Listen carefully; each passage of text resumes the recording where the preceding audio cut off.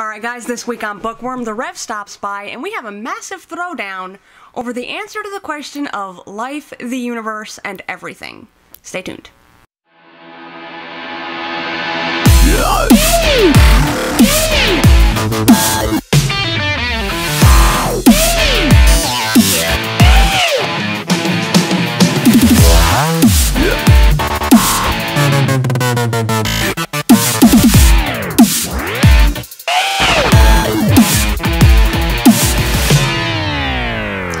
So we read Hitchhiker's Guide to the Galaxy, and basically what this book is about is you have this man, Arthur Dent, living in England, going about his life, and all of a sudden, his house is going to be torn down to make way for a highway. Mm-hmm.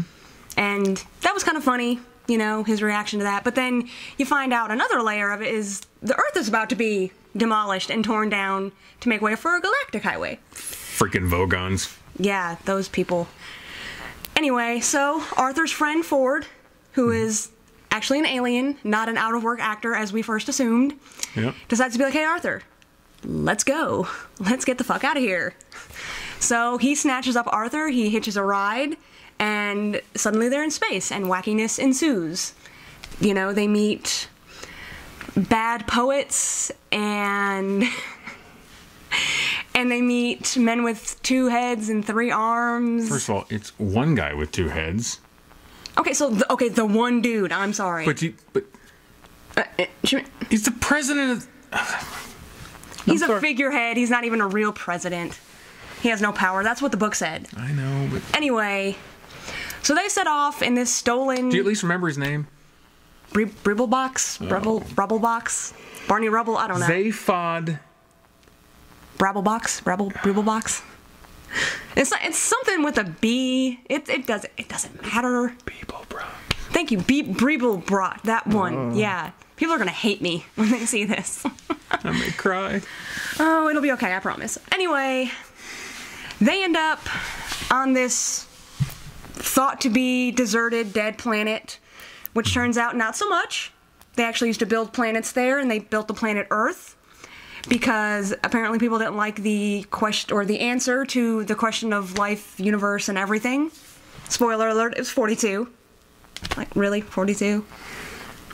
So these mice had the Earth built so they could... They're not mice. They are mice, though. They're mice on Earth, but what are they? They're a race of people. Okay, they're smart people. Do you remember the race? Super smart Galactians. Go on.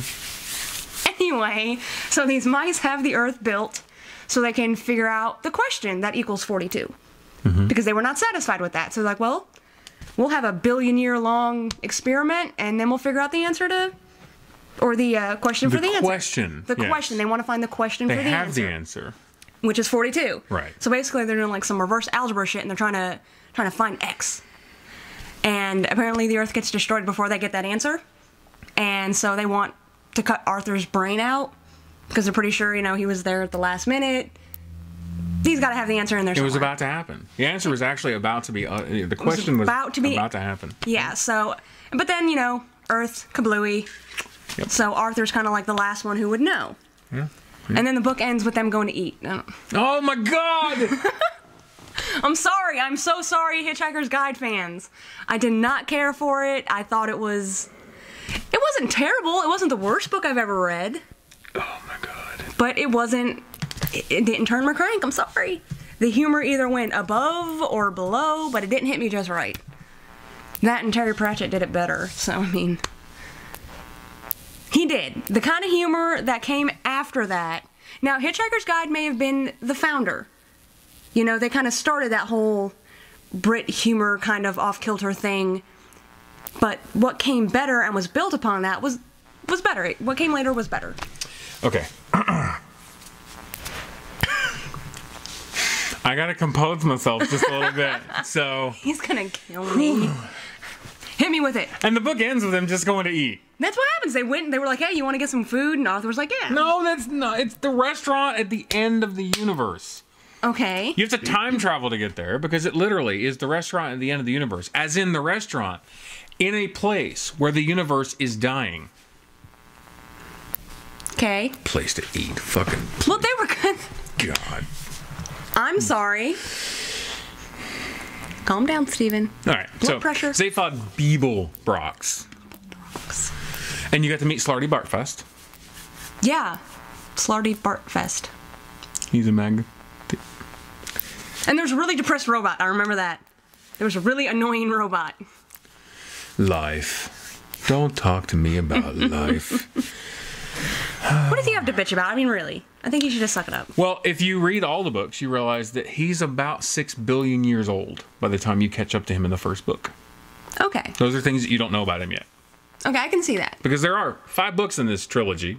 Yes, I know that's kind of a weird number, but that's, yeah. How can it be a trilogy if there's 5? It's a series. Because it was only supposed to be a trilogy, and he just kept writing books. Like, he couldn't stop writing these books.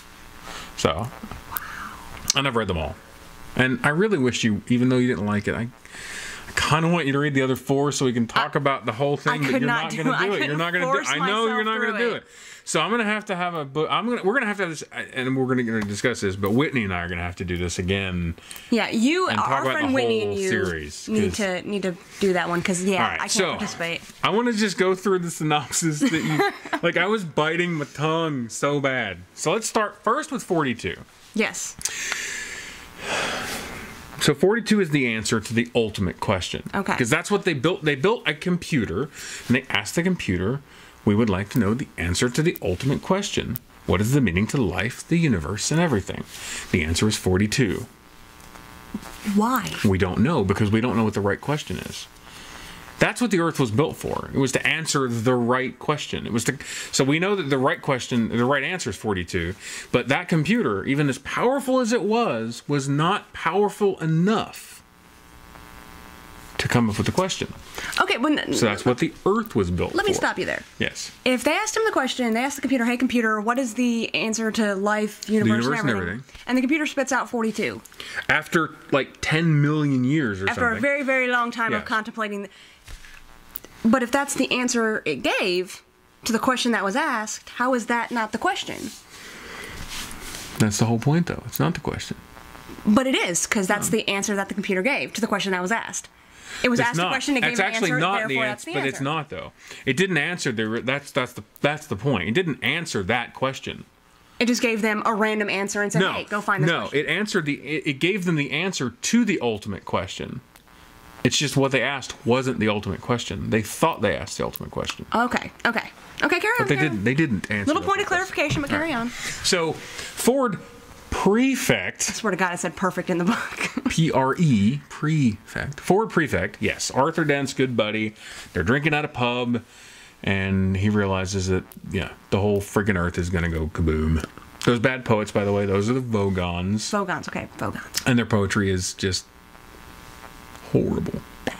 It's really bad. No, I mean it was I read it in the book. It was bad. It's like.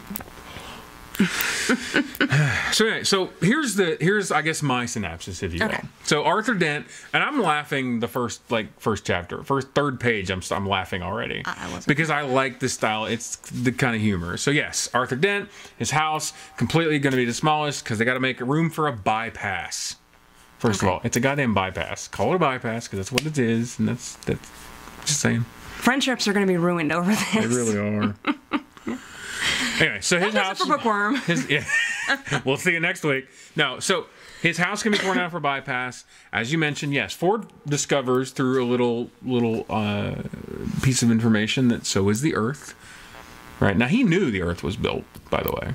Yeah, because he's also an alien. Right. They know these things. He didn't know it was going to be destroyed until a certain point, and then once he realized it was going to be destroyed and he was going to get out, he had to leave. Dolphins knew they were leaving too. I do remember that. Dolphins knew, and they were trying to tell us. So long, thanks for all the fish.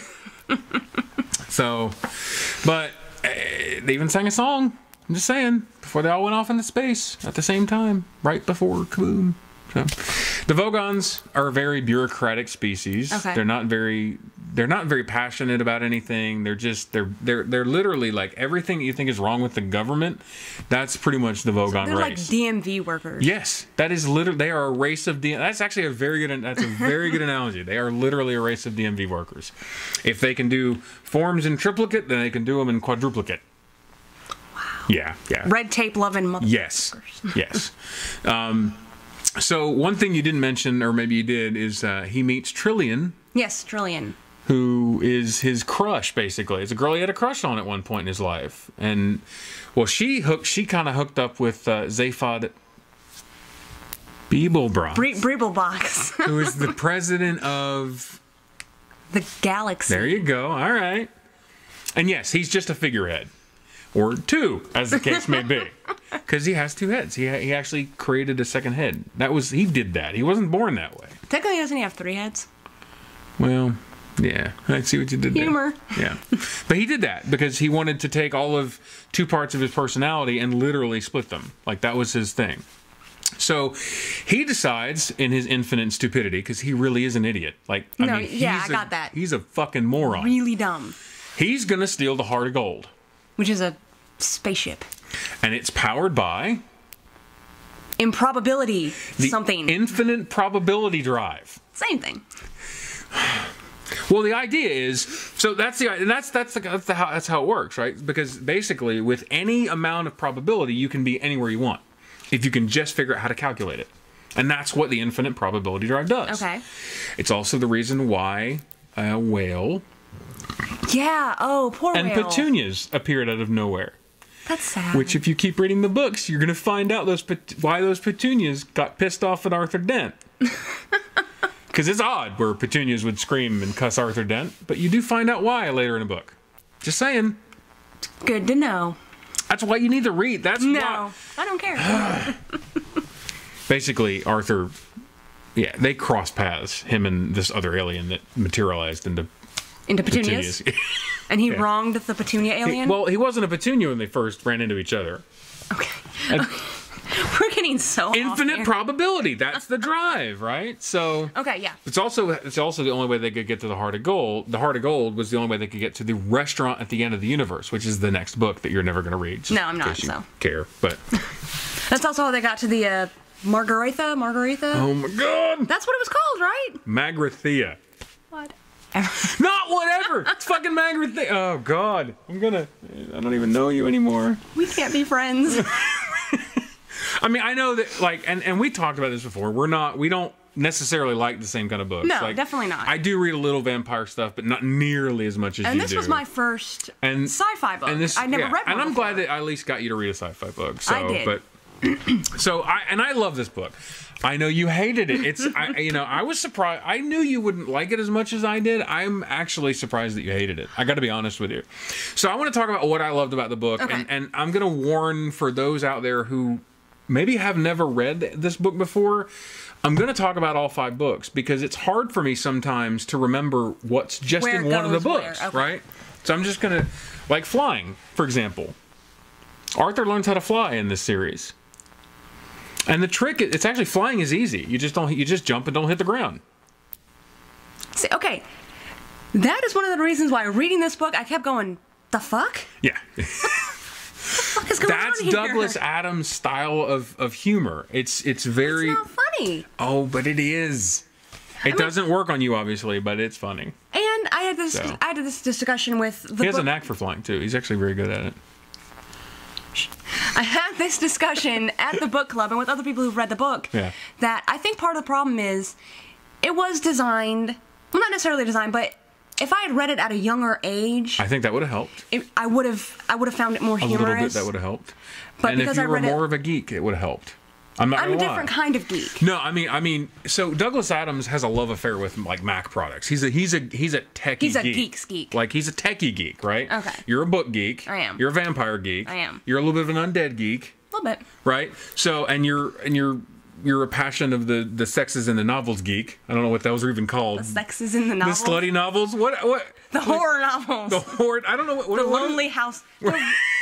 The cat lady novels. I don't. They're romance. Romance. There we go. Sorry. So you're a bit of a romance novel geek. I mean, but you're not a tech geek, right? I'm not. You're not a gadget geek. No. You're not a computer geek, which is fine. I mean, that's my no cell big deal. phone's like 4 years old. Yeah, we got to get you a new phone. Sucks, but that's neither here nor there. So, but and that may be part of it because even though the Hitchhiker's Guide to the Galaxy is not a gadget geeky book, it's not. No. None of them are really. But the way he writes, I think it's broken. I wish the man wasn't dead, because he would be able to explain this better than I could. It's just the way he speaks, it's the way he talks, it's the way he thinks. Douglas Adams just has a way of communicating to the audience that he communicates to that is so perfect. And I can see, I mean, I'm not gonna bash the book and be like it's a horrible book just because I didn't like it. Right.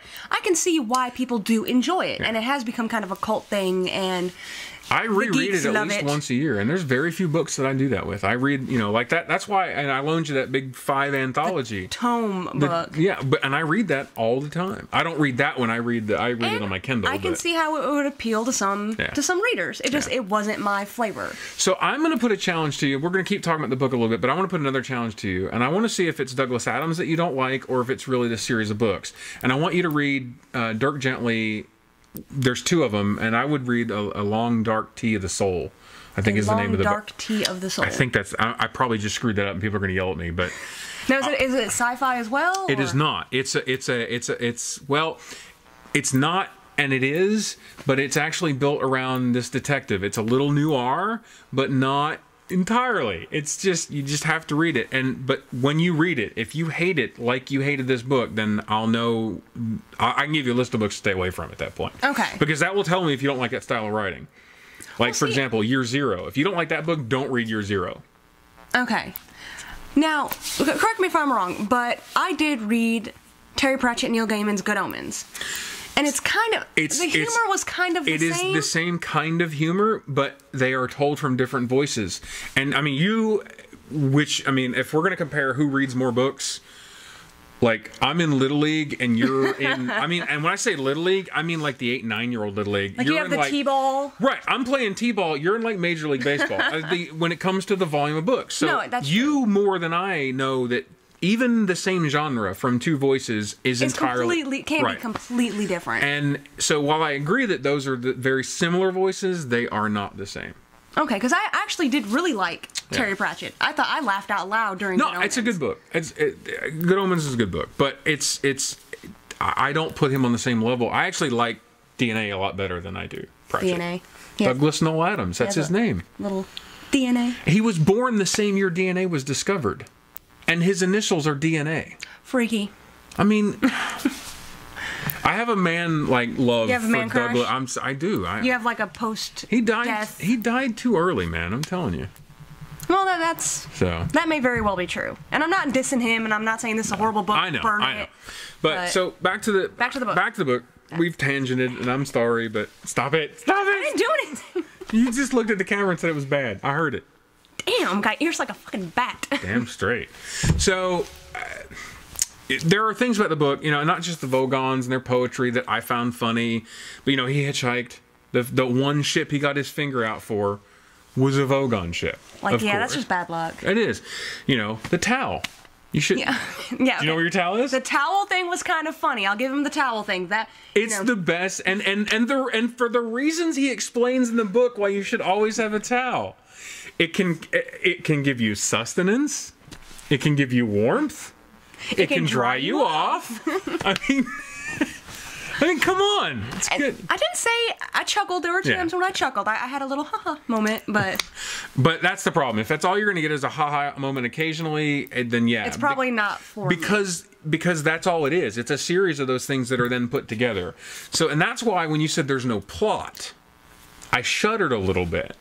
Okay, there was no plot that I could discern and follow, and I want to talk about the plot of the 5 books as a whole in like 30 seconds, which is 30 seconds impossible. or less. Go. All right. The plot of the whole is very simple. Arthur Dent is obviously the protagonist. Trillian, who is his love, right? And you got Zaphod. The plot's very simple. Arthur Dent and his house and his bypass are a symbolization of the greater bypass that's destroying the Earth, and the fact that there's another Earth, Earth Mark II. Well, there is Earth Mark II. Yes, they were. By the way, they blow it up too. Aw. Yeah. Earth gets screwed every time. And Arthur knows it's about to happen. And he cannot save Earth. He can't do anything about it because he's in a nightclub. He looks at a book of matches and he realizes that this is it. It's over. Boom. See, that's what happens when you party, people. Earth gets blown up. Yeah, don't do it. Don't go to nightclubs in New York City. I'm just saying. Say no to drugs. So, but the plot as a whole is very simply just that it's the struggle to futility, because no matter what you do, it's gonna end.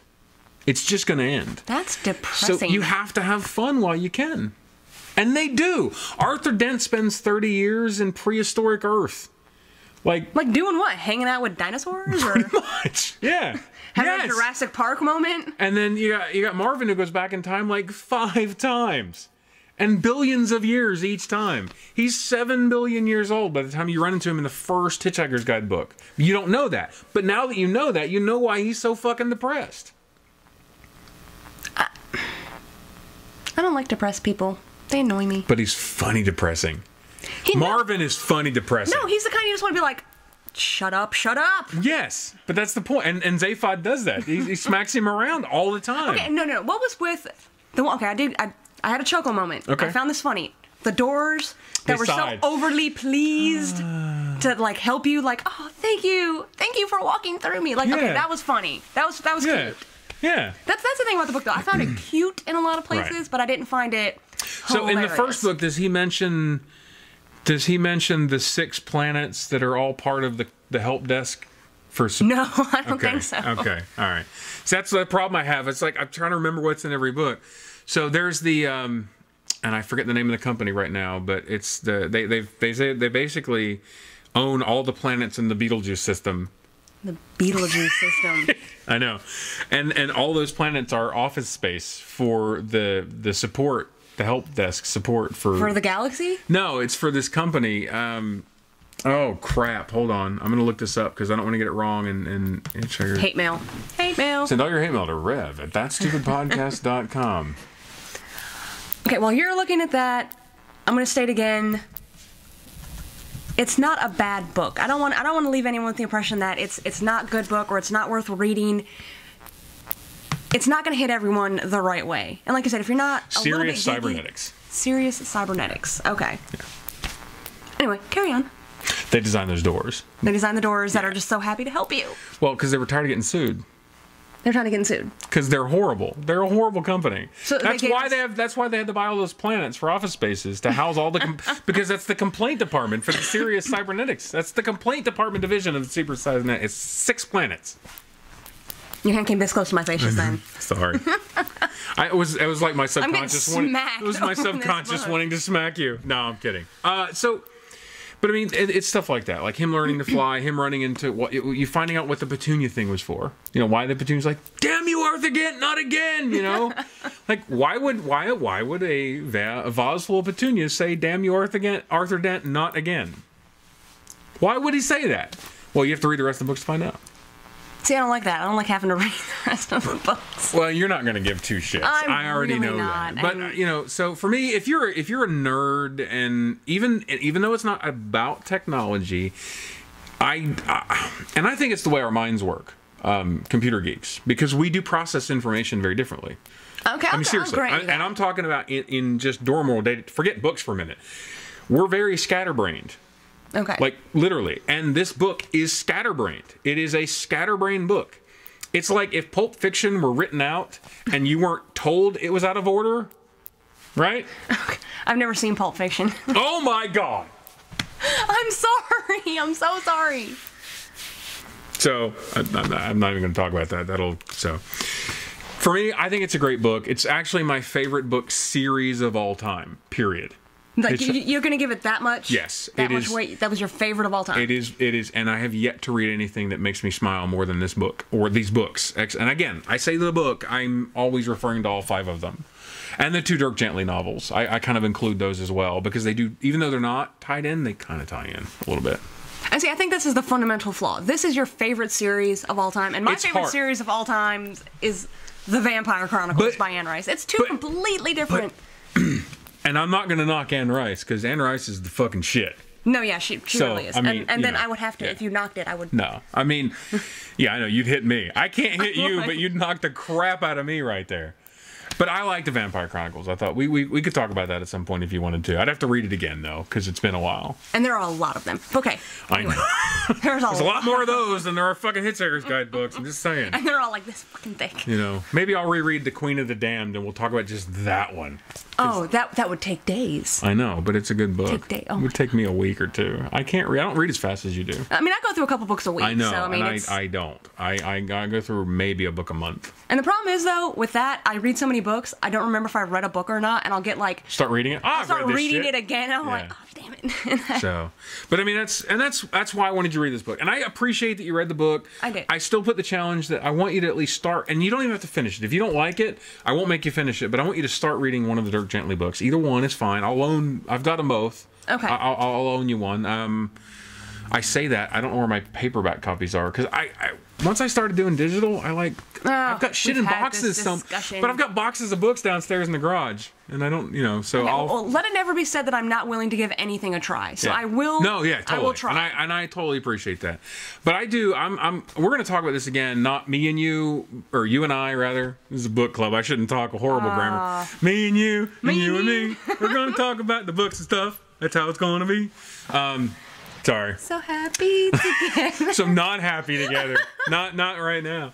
I think Whitney and I need to talk about the 5 I think books. you and Whitney, because she really enjoyed those books as well. I think you guys would have a more But I'm actually, even though you didn't like the books, I'm actually glad that you didn't like the book in a sense, because it was interesting. You're the first person I've asked to read that book that hated it. Really? I'm the only one. Well, you're the first. I mean, I won't say only one, because you never know. I might get someone else to read the book and go, this is a piece of shit. It's going to happen. Yeah, it is. I mean, well, because now, statistically speaking, someone else has to dislike it. Someone else has to, and I know that there are people who don't like the book, and I at least had a suspicion that you wouldn't be in love with the book. Yeah. I did not expect you to fucking hate it, though. I'm okay with that. I'm sorry. I mean, we'll get along. We're going bowling later. I'll take it out on you there. I'll let you. Of course, you're probably gonna kick my ass because I can't bowl, but. Yeah. It will be done. It won't. Yeah. Don't feel all high and mighty. Oh yeah. I suck. So. I mean, I get those little bumper things. I'm the shit. Well, fuck. I'll put the bumpers up then. Well, no, because then it's less fun for me to kick your ass. Oh. Wow. I actually used to be king of the bumpers. I'd put them up and I'd ricochet bowl. I could get strikes doing that, like ricocheting off the bumpers. I went down the lane one time. I didn't realize it was slick. My ball got caught halfway down. I was like, oh, let's go get it. No, don't do that. Don't do that. People laughed at me. So, all right. So, what do you got coming up on the show? What's your next? What do you think your next book's going to be? We've been working on it. Well, we're gonna be introducing someone. And by we, by the way, she doesn't mean she and I. She means the new we, which I'm really excited about. The new we. That's actually what I was going to say. We are getting a co-host here on Bookworm. Yay. Someone you may recognize. I'm not going to tell you quite yet, but they have been on here before. Yeah. That narrows it down considerably. It does, considering. And it's not me, so we know it's not you. Kind of leaves you with just a couple. But suspense. But no, we are going to get a co-host on here. Someone that we can bounce ideas off of and maybe have a little more fun, a little more interaction. Plus, you both read like a crazy amount of books. A lot of books. Between the two of us, we could probably discuss every book like ever. Yeah. So what do you think the next book? What do you think the next book's gonna be? Well, what do you got? What do you got coming up? There's been something I wanted to do since we started this. What do you got? I'm on it. One of my probably my second favorite series of all time, and it's well known within its genre, but I don't think the larger public really knows about it. Okay. It is a vampire series, but I really want to talk about J.R. Ward's series, her Black Dagger Brotherhood series. No, I do at least know about it, but I have never read it. So. She has 2 series, one Fallen Angels and the Black Dagger Brotherhood. I am deeply, deeply in love with the Black Dagger Brotherhood, and I would love a chance to maybe get other people to fall in love with it as well. Start you out there. Start reading that book. So when they talk about that maybe in a couple weeks, you can... The first one, if you guys really want to go out there and do your homework, it's J.R. Ward and it's Dark Lover. Don't be put off by the titles. It's not some gooey romance. There's actually a whole... I was going to say, that really sounded kind of gooey. There's a whole lot of badassery in it. I mean, we're talking... It's a pretty technical term you got there. Badassery. There's violence, there's war, there's everything. So do your homework, go out and buy the first one, and maybe we'll be able to sit down and discuss that next week. So, I've given you my book recommendation Yes. with the whole Hitchhiker's Guide to the Galaxy, and I want you to read at least the Dirk Gently album. I will try it. And again, you don't have to read the whole book. That's fine. Because if you don't like it, I would say after 2 or 3 chapters, then you don't like Douglas Adams. Like, that's, to me, I'll know. And then I can give you some other books to stay the fuck away from at that point. Okay. Like, steer clear. Avoid this shit. Completely of these books. So, So I've given you a recommendation. What do you got for me? Well, like you said, you do enjoy the vampire stuff to a certain extent. I do. I like Anne Rice. You're not the fangirl I am. I'm reading the Sookie Stackhouse novels. I'm a big fan. I'm actually a huge fan of those. That's why I watched the show. It's also why I had to stop reading the books because they got a little bit weird for a while. Got a little janky. But I go back and read those last 3 books now. So. Okay, so my recommendation to you is another series. Okay. And it's by an author called Laurel K. Hamilton. I don't even know that name. Yes, Laurel K. Hamilton. She has a whole series there. Her Anita Blake Vampire Hunter. And, yes. Vampire Hunter. Yes. I do like some Buffy, so.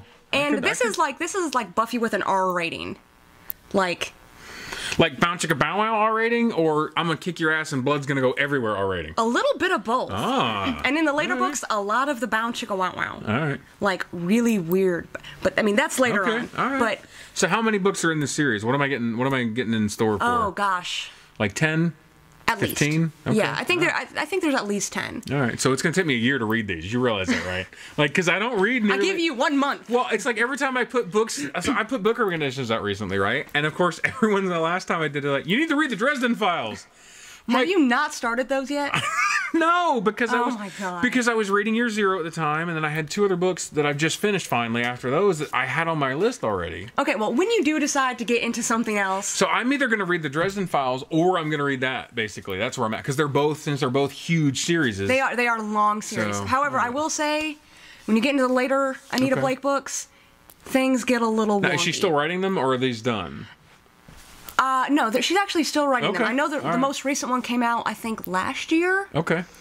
So, but that would be my recommendation to you. If you like things like Buffy, if you liked the Sookie Stackhouse, you like a plucky heroine. I do like a plucky heroine. Little chainsaw, a little shotgun wielding badass. Yeah, I like it. Okay. I'll read them. That's my recommendation to you. Well, I'll do that instead of the Dresden Files then. Don't tell that to Tess.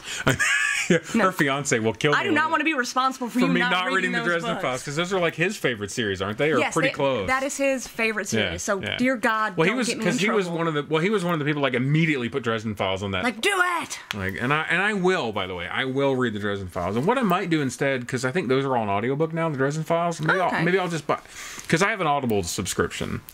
Let me ask you, completely side note, how does that work for you? I love Audible. God, I love Audible. So I don't travel as much as I used to. I used to travel a lot, and audiobooks are great on airplanes. Yeah, reading on an airplane is a pain in the ass. But you're on an airplane for 2 or 3 hours, so audiobooks are great. Long trips are great. Audiobook in the car. I audiobook the shit out of stuff. I've never done a book on tape, so I don't know. Oh my God. So you can get, I'll send you a link for a trial subscription to Audible. You'll get 1 free book.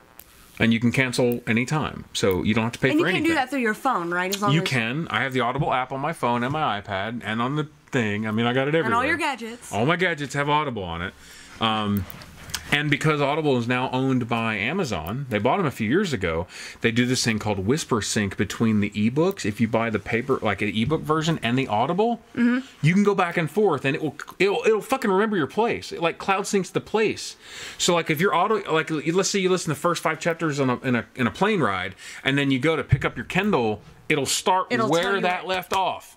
Technology scares me. Oh, it's so awesome. So awesome. So these are the first steps to the robot takeover. So I've got, and I haven't bought a book on Audible in a couple months. I have like 2 credits, because they just keep accruing credits. Okay. So, and you can buy, by the way, you can buy audiobooks from Audible without a subscription, but if you're gonna buy them, you go ahead and get the subscription. It's worth it. Because it's like $20 a month or something, or no, it's not even that much. $10 a month? I don't know. It's pretty cheap. That's $20. But an audiobook can be as much as $35 or $40. And you get a free one for that price every month. You get a credit for a free book. Okay. Plus, you get a discount on the ones you do buy. Okay. That might be like worth it. it really does. And I say $20. I should probably log in after offline. I'll tell you because I don't. And for those of you out there, like it's not $20, it's 10. I'm sorry, I can't remember. See, you and our friend Whitney you guys are trying to get me out of my actual paperback book. And I agree with Whitney because you guys talked about last week. We did. That, that was my Kindle that she was showing. She has the color Android tablet. I don't know what the hell it was. I don't read books on my iPad. I don't, because I don't like it to be blasted into my retinas. I don't read books on a computer screen for the same reason. So that's why I gave her my Kindle, because I wanted her to show both sides of that. Because e-paper for me is where it's at. But I agree with her. Don't replace your books. But you can augment, because you can take something that's this size with you and have 1,000 books on it. Or I can take my gigantic hobo bag and kill someone. And kill people. We keep having this discussion. Yes. My purse is deadly. It is very deadly. But think about, especially in traveling. Now, I know you don't travel that much, but you get on an airplane with that damn bag. That's a pain in the ass. That's like, I'd get stopped at the gate. Yeah. So air marshals going through my purse. And I want to put a shout out in another book recommendation, not to you, but just to everybody. There's an author. She's young. She's written just a few books. She's in Atlanta. She's Atlanta-based. Her name is Jackson Pierce. Jackson Pierce. JacksonPierce.com and at Jackson Pierce on Twitter. The first book I heard, she used to write, and her first 2 or 3 books were something I would never read. They were all really targeted for like teenage girls, young adult fiction, very young adult fiction. But she started this series of books that are retellings of old fairy tales, like the old Hans Christian Andersen. Yes, very specifically, she has a book called Fathomless, which I'd love for you to read. I'll loan you my copy. It's a great book. I have it on paperback and in e-format and on audio. Like, I bought this shit out of this book. Actually, the paperback, and this is how I got into her. I started following her on Twitter because she had some interesting stuff, and I wasn't reading much of it. But then she ran a contest at one point where she gave a copy of Fathomless away about a year ago or so, and I apparently won a copy. Like, I don't even know why. Did you enter into a contest, or I replied to one of her tweets with a joke, and you won a book. I won a book. Nice. Yeah. So. And she signed it, and I got a signed copy of Fathomless. Well, I read it. It's a retelling of Hans Christian Andersen's The Little Mermaid. And I do love The Little Mermaid. And if you I love the Disney Little Mermaid. Okay, well, so I was going to say, if you like Hans' version, you're going to love this book, because it is not Disney. It is a retelling of that book. It is a depressing... I think it would be interesting, though. But it's really, really good. So she's got a couple of those. The Sisters Red, I think, is another one of her books or something like that. I'm screwing the names, I'm sure. But Fathomless is the one that I read first. I know, I'm sorry. But Jackson Pierce, you should read. You all should read her books. They're really good, and they're pretty cheap because she's a young author. So she's just kind of getting out there. Yeah, and I mean she's not self-publishing. She's published. So, but you can get her books on Amazon. Okay, so, well, you have it there. So check that out. I'm still sad about the whole... I know, but we're gonna try to maintain our friendship after this horrific debacle and this falling out. No, it's all good. It's all good. We still love you. I know. I still love you. I know. It's okay. Anyway. Just don't tell Tess about the Dresden Files. Yeah, just y'all out there, I need your help. Don't get me in trouble. Sorry. But anyway, Rev, thank you again for stopping by. I appreciate it. And we will see you guys next time.